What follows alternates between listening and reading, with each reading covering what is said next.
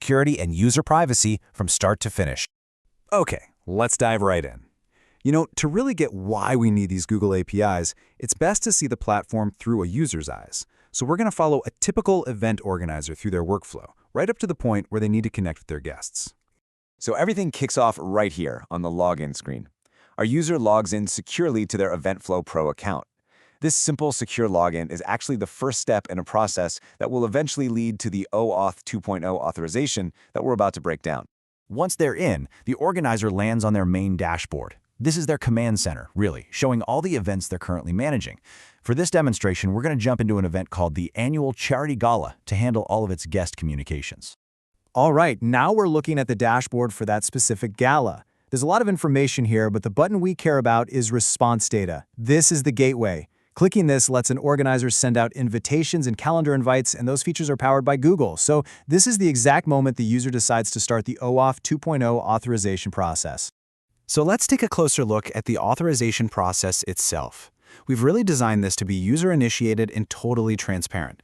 The most important thing is that the user is in the driver's seat from the very beginning to the very end. After clicking that button, the user lands here on our Off Gate page. Think of this as an important security checkpoint. We explain clearly why we need to connect to their Google account. It's all about sending invitations and managing RSVPs. And I want to be crystal clear on this point. This is an OAuth 2.0 process. That means we never see or store the user's Google password. Period. Now, when the user hits Connect, you'll notice that this account selection screen pops up directly from Google, not from us. You can see it right there in the URL. This is an absolutely crucial trust signal. It guarantees the user's credentials are only shared with Google, never with EventFlowPro. Okay, we've arrived at the most critical part of this entire demonstration, a detailed scope-by-scope breakdown of every permission we request on Google's consent screen. We want to be completely open about what we're asking for and, more importantly, why. And here it is. This is Google's official consent screen, served by Google, listing the 4 specific permissions that EventFlowPro is requesting. The user sees exactly what they're granting access to before they proceed. So let's break down each one of these one by one. First up, Google Calendar. We use this for a very specific reason, to create a calendar event for the single event the organizer is managing right now. That's it. This lets us send official Google Calendar invites to their guests and set up handy automatic reminders. Now, what we don't do is just as important. We never read, modify, or see any other events on their calendar. We don't look at their personal schedule. This access is surgical. It's only for the event they're working on. Next, we have the Gmail Modify scope. This is what powers our email invitation feature. It lets us compose and send invites that come from the organizer's own Gmail address, which is huge for trust and deliverability. Now, a key point here is the read access. Let me be very specific. We only use this to check the delivery status of emails that our own platform has sent. We never ever read the user's inbox, their received mail, or any of their personal correspondence. The third scope, Gmail Compose, really goes hand in hand with the last one. This is what allows an organizer to build a beautiful branded HTML invitation right inside our platform, with logos, custom colors, all that good stuff, and then have it sent perfectly through their Gmail. We only use this to build the email they've designed, and we never create drafts or send anything without their explicit action. And finally, the Gmail read-only scope. This one has an incredibly narrow and specific job: delivery verification. It's simple. After we send an invitation, we use his permission to peek into the sent folder just to confirm that the email was delivered successfully. And to be perfectly clear, that is the only thing we use it for. We only access the metadata of emails our platform sent. We don't read the content, we don't monitor the inbox for replies, and we don't access any other part of the user's account. And just to formalize our commitment here, let me state this plainly.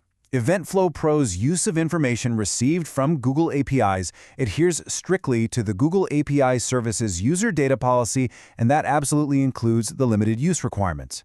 We only access the data needed to perform the app's core function, and we never use it for any other purpose.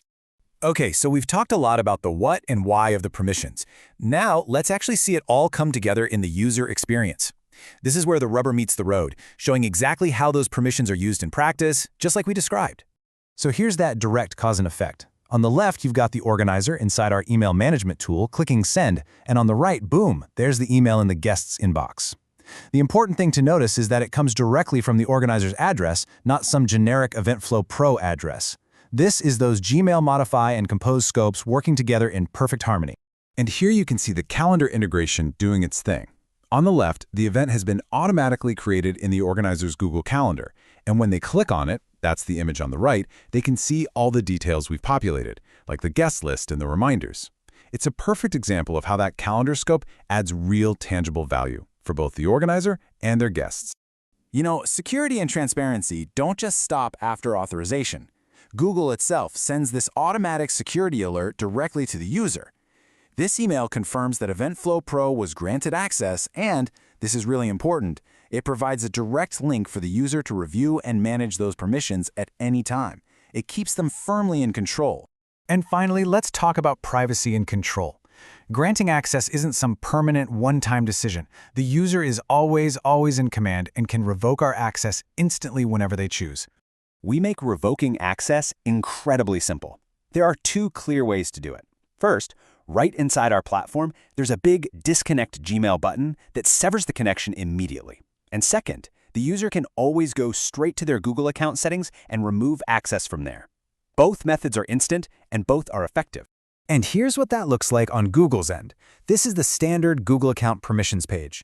The user can just find EventFlowPro in the list, see exactly what was granted, and click Remove Access. It's straightforward, it's standard, and it's completely user-centric. All right, let's wrap this up. I want to quickly go over the key takeaways from this demonstration, just to reinforce our total commitment to compliance and security. So here are the most crucial points.